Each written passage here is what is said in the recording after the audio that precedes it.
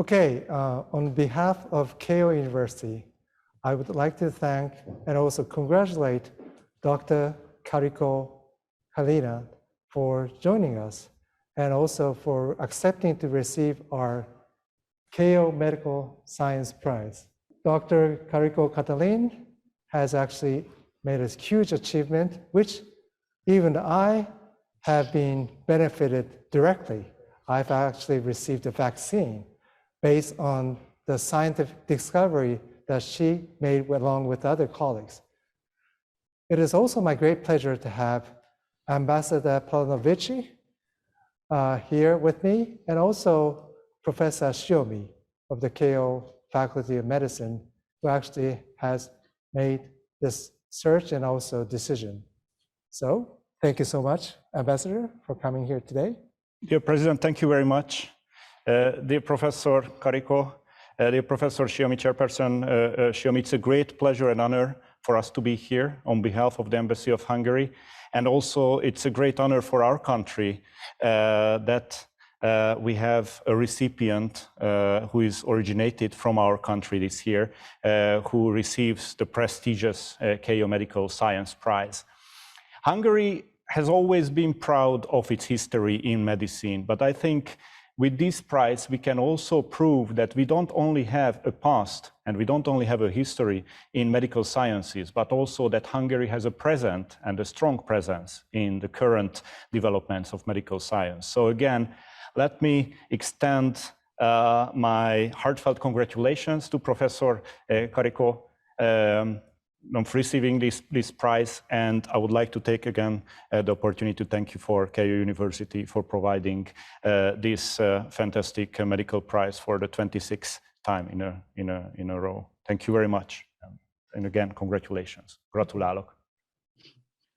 Thank you very much. I am greatly honored to receive this prize. I was really humbled when I learned that this very prestigious prize is awarded to me, and thank you very much for the committee to suggest me and the final decision that I will receive this prize. And I have to tell you that during my years, I always work with Japanese scientists, and when we were working on this modified RNA, which eventually went to the vaccine, it was Hiromi Muramatsu, my colleague, who we worked together, and actually together we came to BioNTech because we were on a mission to change the world, and both of us left our family, our children behind in the US, and we came here and we worked during the weekends and days and all. He was here for 2.5 years to help BioNTech to establish this modified RNA. In addition, I also work actually with Takeda, and so I visited Japan several times, and it was really, I have a special connection to Japan in that way. In addition, I can mention that in elementary school, my friend Maria Mernier, who became a doctor, and she's working in Tokyo. She's a physician and researcher. And so even from elementary school, I have some Japanese connection.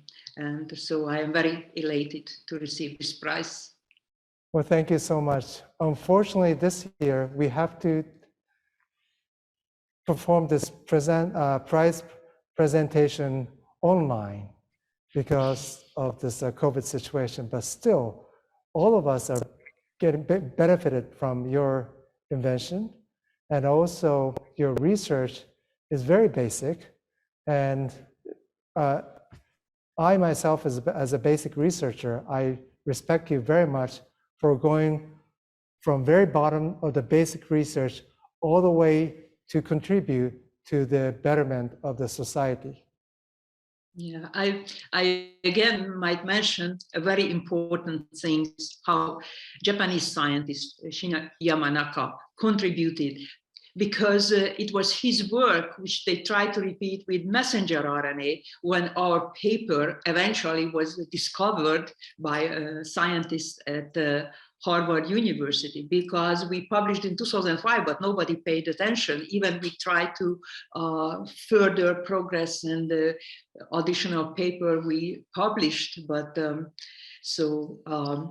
Yamanaka factor was used as a modified RNA to generate stem cells. And so I also have a very nice connection with Professor Yamanaka. I talked to him several times already in the Japanese television. And so many, many different ways, you know, at the beginning, through the years, and even now we have a connection.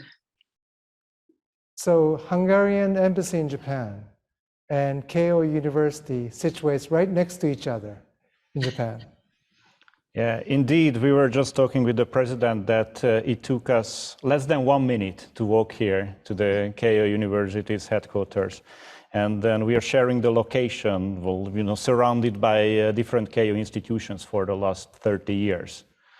And well, again,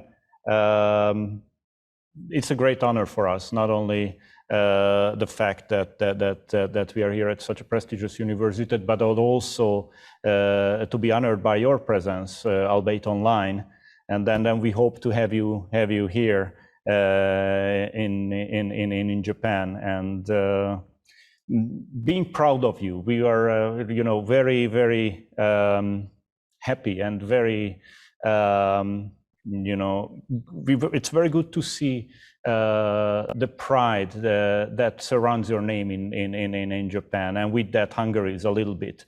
I think it's you know, not far-fetched to say that you have become a scientist superstar in Japan. In some ways, partly thanks to the conversation you had with Professor Yamanaka that was published and that was shown on NHK television, and then it was kept repeated, and then I had the chance to see it a few times. But also, you know, we had the chance with the embassy to follow this prize from the very beginning, and I think I can share a secret here that we were the ones to propose you as a potential candidate for this year's Keio Medical Science Prize, because you know, having our heritage in medicine is not always enough, but also, as I mentioned earlier, it's also very important to show our present as well, and then our present achievement. So we are very, again, honored to be connected with you in this way, and then also we are very connected with Maria Mernier, your friend in Japan. She has been a great cooperating partner to our university, also hosting Hungarian researchers. And then when the Semmelweis University's delegation is in Japan, she is the one, and then one of the key people in it. So again, there are a lot of factors that connect us here, with the university, with you, with the research, and then of course with the vaccine that thanks to your research various companies could develop. We are all connected now. Oh, that's great to hear that Maria, who was my classmate in elementary school, we learned together how to read and write, and actually her uncle translated from the British Encyclopedia Britannica for my first. I wrote an essay about Carl von Linné, and her uncle translated from English to Hungarian. So in elementary school, all it happened in elementary school. And for the Japanese scientists' vision and understanding, I have to emphasize also that when we published in 2005 this paper, which is now where we describe the modification of the RNA is making this non-immunogenic. Actually, I get my colleague Drew Weissman thought that we will get a lot of invitation for meetings, and because this is so important. But the only invitation we get from Hokkaido University in Sapporo, that was the only, in 2006, I was there, I presented that modified RNA could be a good vaccine. And later, for up till 2013, 14, nobody invited us anywhere. So the Japanese scientists had that vision that, it is important. Well, many of us watched this broadcasting of your story in Japan. And of course, the story between 2005 up to now, especially between, I guess, 2005 to 2013, you described, were so challenging for you, but you never gave up. So that was, that itself was a great story. And so many of us, including young female scientists to be, have been extremely encouraged by the story. Yes, so not giving up, I mentioned in our discussion maybe that, I was in high school, I was reading about Hans Scheie, who, coined the word stress. And in his book, he described that actually life without stress is boring. You don't get up in the morning, but you need stress, but you have to make it like a stimulating stress, which is so a bad kind of stress. You have to make it to learn how to make it positive. So many times, even if I say that 2013, even 2013, I was pushed out from University of Pennsylvania. I was showed the door. And if it won't happen, we wouldn't have BioNTech vaccine, because with Hiromi, we went to BioNTech and together introduced the modified RNA and pushed it further. So every negative has a positive, and we have to take it in a positive way. And so that's what I try to tell the students, that do not look at other people. Don't compare yourself that, oh, he works less and promote it and get more money, because immediately if you take away attention, what you can change, and you pay attention something you cannot do anything about, then you already lost. You have to focus on what you can do, what you can change, and that's the science. The science is there, and the happiness is coming every day when we solve a problem, a little problem, and that solution. So it is not a struggle. Maybe from outside seems that, oh, day and night and always working and all the weekend, but it is fun to be a scientist, and so the joy is coming when a little problem we solve. Sometimes we have a incremental increase, sometimes we get a big jump, and we succeed with something that we couldn't do before. I remember with Hiromi Muramatsu, when we were getting nice data, and we could see from the window the patient in the hospital there, and we were thinking, how this result can go there. And one day I told him that probably we have to take it there. And he said, I will help you. Let's do. And that's how we went to the industry, where BioNTech already had a clinical program for RNA, but they didn't use nucleoside modified RNA, which seems critical for the vaccine. So that's what we did. So we were on a mission. Well, that's an amazing story. You're literally looking at something that no one has actually seen by discovering something new, but at the same time, you're staring at the patients across the street or across the building to actually deliver such discovery to those patients. So that's something that is beyond my imagination as a physicist, because as a physicist, we don't deliver much to so many people. Yeah,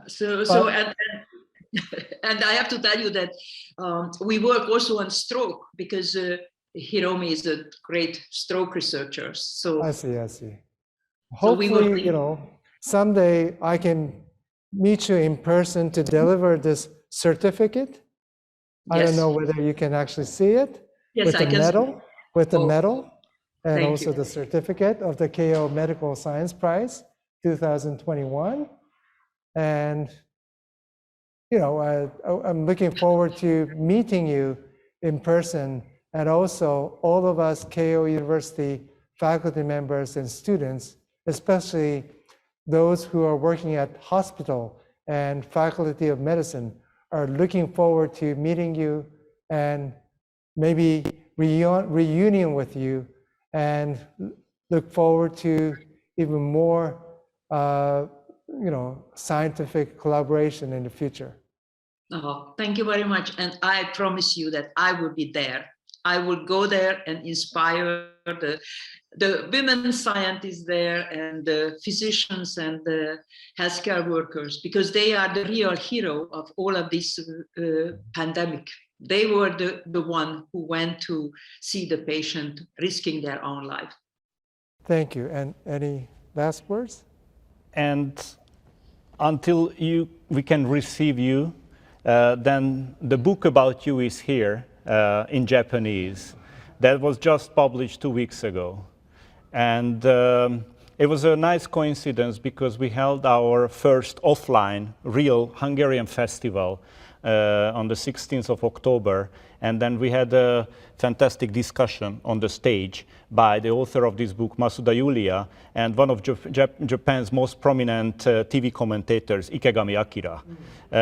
So people can read about you in the newspapers, in various languages, can know about your story, but that story now is available in Japanese as well. And I think this is a fascinating story for everyone. The pursuit for scientific achievements, and also the difficulties on the road, and how to manage, and then how to take over those obstacles and then reach something in the end. So it's a fascinating story indeed. Thank you, Ambassador. Thank you very much. And thank you, President. Well, thank you so much. And please keep in touch with Keio University. Yes, and I will go there. Thank you.